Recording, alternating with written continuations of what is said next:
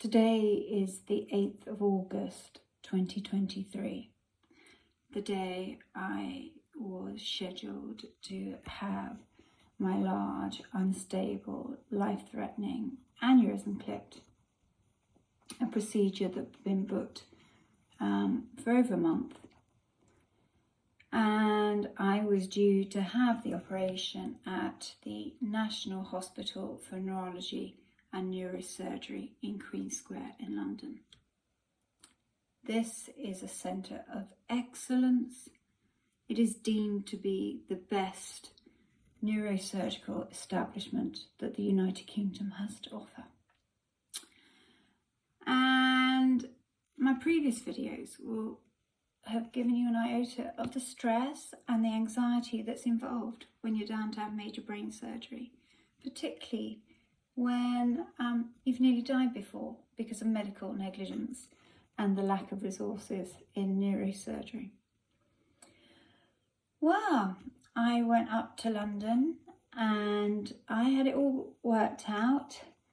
I'd put my partner into a hotel for the week so he could come and visit me easily. The fact that we have to travel from Portsmouth to London, which was a journey of 3 hours yesterday because of the rail strikes, has been caused purely because the standard of neurosurgical and neuroradiological care in Hampshire was not good enough and had put my life at risk previously. And that's why we had to go to London. Anyway, I go up with a bag of water because you barely get water, a bag of food because on my experience of my angiogram, I barely got food, or I didn't get food, if I'm honest, for a whole day. And my clothes for the week, as you might need in hospital. And my partner had his bag. So we're going up heavily laden to London and we go on our train. And as I'm pulling into Waterloo, my phone goes. Hello Elizabeth, it's Beth, one of the neurovascular nurses at Queen Square. I'm afraid it's not good news. Your surgery's been cancelled. There are no high dependency beds. And so the surgery can't go ahead. Sorry. I said, Beth, I'm on a train. I'm pulling into Waterloo. You can't tell me this. This can't be right. You must do something. No, I can't do anything. I was beyond devastated and ended up in floods of tears at Waterloo. I get to my hotel and I contact people that care and people who have my back and people who can do what they can to fight the system. And then 3 hours later, I get a call from Beth again. It's now about 6 o'clock, saying, Elizabeth, we found you an HDU bed for tomorrow. Your surgery is going to go ahead and turn up at the hospital at 7 a.m. But I can't promise it'll go ahead because there are issues over staffing, there are issues over nursing, and it's the junior doctor's strike at the end of the week. So I can't guarantee it, but turn up at the hospital at 7 a.m. So that's what I did. We turned up at the hospital at 7 a.m. Get taken to the ward, get given my bed, which isn't ready, of course. I have a 30-minute wait for the bed that I'm due to get into, which is not an HDU bed. And then I get booked in. I have, the normal blood pressure, temperature. I get weighed. We go through my drugs. Then I see one anaesthetist. We go through everything. I then see a junior doctor who's on my neurosurgeon's team. I then see a consultant anaesthetist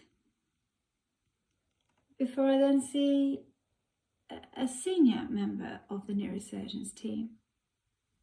So at this stage it's looking good, but it's the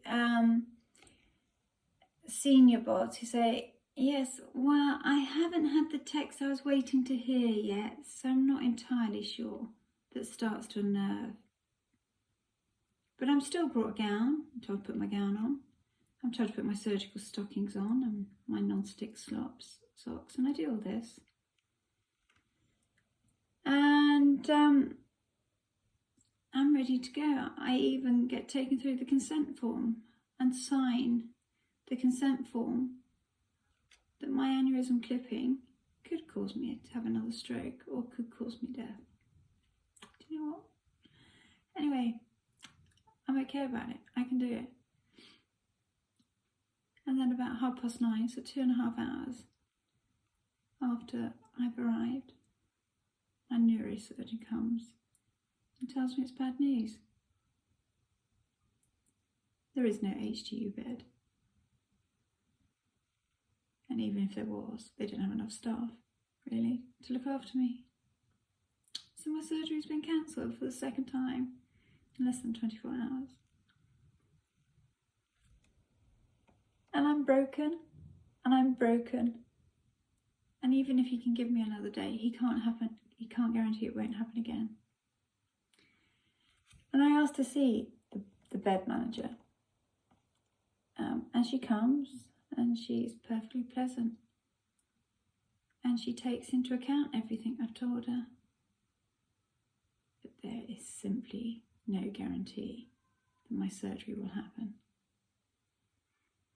And I walk around with a ticking time bomb in my head, and the degree of stress that I've been put under in the last 24 hours is more than anyone should be asked to deal with.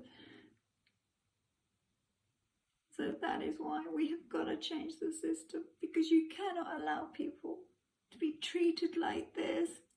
I've paid my taxes, I've paid my national insurance. Do you know what? I would have even paid privately to get a doctor today if I could. But even that's not a guarantee. There is no resources for neuro. And that's why we've got to do something to change it, because I can't do this anymore.